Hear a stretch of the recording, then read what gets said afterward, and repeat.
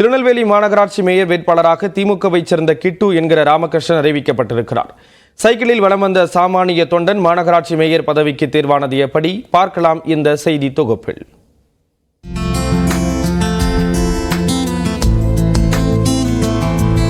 குறுகலான தெருவில் ஒரு சாதாரண வீடு, மக்களின் குறைகளை கேட்டறிய ஒரு பழைய ஹெர்குலஸ் சைக்கிள்.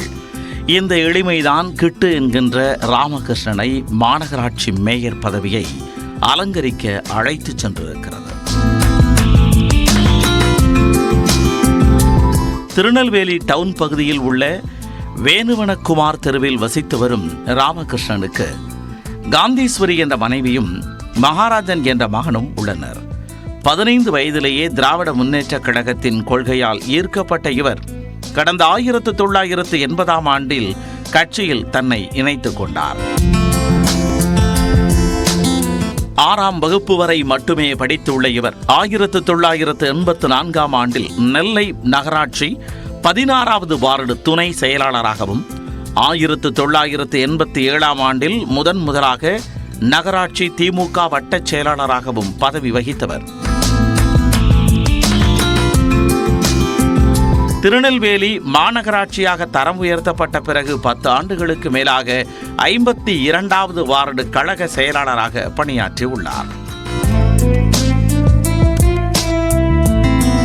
கடந்த 2011ஆம் ஆண்டு 52வது வார்டில் திமுக சார்பில் போட்டியிட்டு முதன்முறையாக திருநெல்வேலி மாநகராட்சி மாமன்ற உறுப்பினராக தேர்வானவர். கடந்த 2022ஆம் ஆண்டு நடைபெற்ற திருநெல்வேலி மாநகராட்சி தேர்தலில் வார்டு மறுவரையறை காரணமாக 25வது வார்டாக மாற்றப்பட்ட அவரது வார்டில் மீண்டும் போட்டியிட்டு வெற்றி பெற்று மாமன்ற உறுப்பினரானார் ராமகிருஷ்ணன்.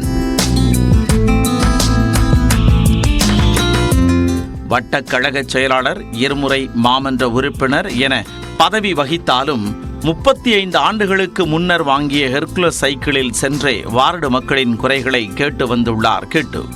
திமுகவின் கொடியிலுள்ள கருப்பு சிவப்பு நிறத்தில் சைக்கிளின் இருக்கையை அமைத்துள்ள அவர் 5 கிலோமீட்டர் வரை பயணிக்க சைக்கிளையும் அதற்கு மேல் ஒரே நபரின் வாடகை ஆட்டோவையும் பயன்படுத்தி வருகிறார்.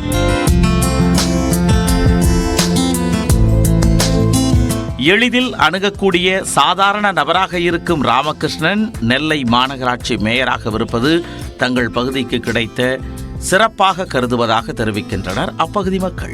காலையில எழுந்திரிச்சிருவாங்க, வந்து எல்லா வாடியும் சுற்றி பார்ப்பாங்க, வந்து குளிச்சுட்டு அதுக்கப்புறம் பஜாரில் போய் எல்லாத்தையும் நல்ல மாதிரி என்னன்னாலும் சரி எல்லா உதவி எப்போ போய் கேட்டாலும் செய்வாங்க. எங்களுக்கு என்ன போறனாலும் சரி நாங்கள் கேட்டால் உடனே பண்ணி தந்துடுவாங்க. தண்ணியிலேருந்து லைட்லேருந்து எந்த போறனாலும் நாங்கள் சொன்னோடனே உடனே செய்வாங்க. எங்கள் மாமன்ற உறுப்பினர் வந்து மாநகர தந்தையானது எங்கள் அவ்வளோத்துக்கும் ரொம்ப மகிழ்ச்சி. எங்களோட இருந்த ஒரு ஆள் வந்து உயர்ந்திருக்கார் அப்படின்னாச்சுன்னா முழுக்க அவருடைய தன்னலம் இல்லாத ஒரு உழைப்பு.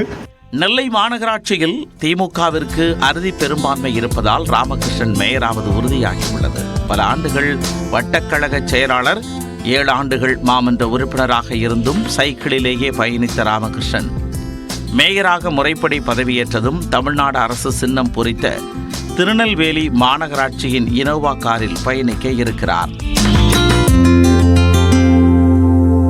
உண்மையான உழைப்பு மனிதனை வாழ்வில் உயர்த்தும் என்பது ராமகிருஷ்ணன் மூலம் நிரூபணமாகியுள்ளது என்றால் அது மிகையல்ல.